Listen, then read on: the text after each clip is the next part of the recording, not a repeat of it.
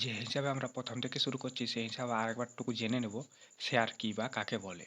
হুম ধরো একটা এক্সাম্পল হিসাবে ধরছি, যেটা হচ্ছে ধরো তোমার বন্ধু একটা আমের দোকান আছে।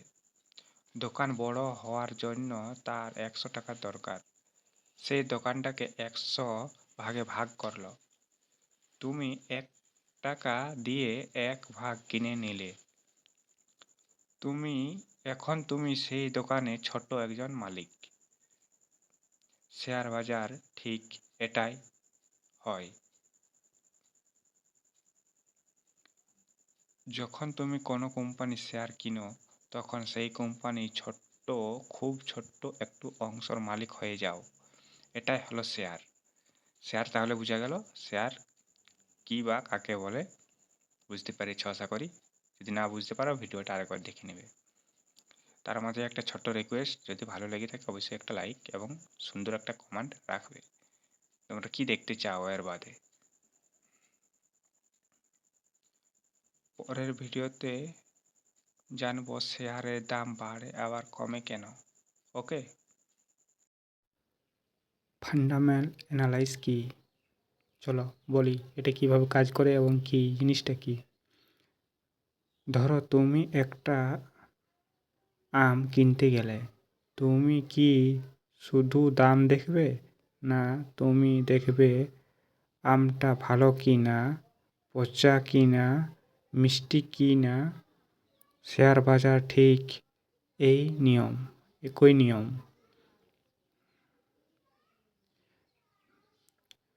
কোনো কোম্পানির শেয়ার কেনার আগে তার ব্যবসার লাভ, ঋণ, বিক্রি এবং ভবিষ্যৎ কেমন এই সব পরীক্ষা করাকেই বলে ফান্ডামেন্টাল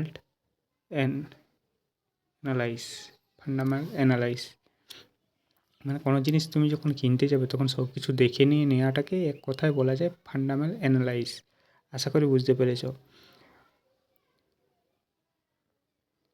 মানে কোম্পানিকে এমনিতে নিয়ে যাবে না, দেখে নিয়ে নিতে হবে। কেমন এই সব বলে ফান্ডামেন্টাল অ্যানালাইস।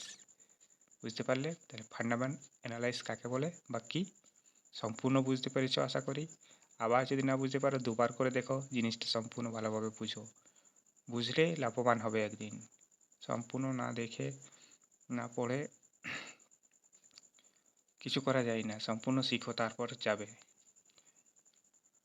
বাজারে নামার আগে সম্পূর্ণ জিনিস জানার পর নামবে। যা ক্যাপিটাল থাকবে সব জিরো হয়ে যাবে।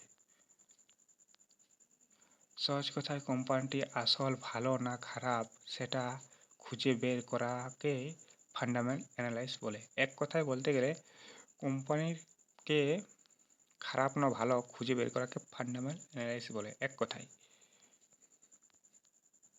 কি জিনিস মনে রাখা দরকার এটা একবার জেনে নিই। হ্যাঁ, মনে রাখুন লাভ বাড়ছে, ঋণ কম, ব্যবসা শক্তিশালী এবং ভবিষ্যৎ ভালো। ফান্ডামেন্টাল অ্যানালাইসিসের এটা মেন উদ্দেশ্য এবং ভালো স্টক চেনার উপায়। যেসবগুলো বলি এইসবগুলো দেখে নেবে। হ্যাঁ, তাহলে কোম্পানি ফান্ডামেন্ট ভালো হতে পারে। মানে এইসবগুলো দেখার পর তুমি বুঝতে পারবে যে কোম্পানিটা কী অবস্থায় আছে, কি হবে ভবিষ্যৎ কি।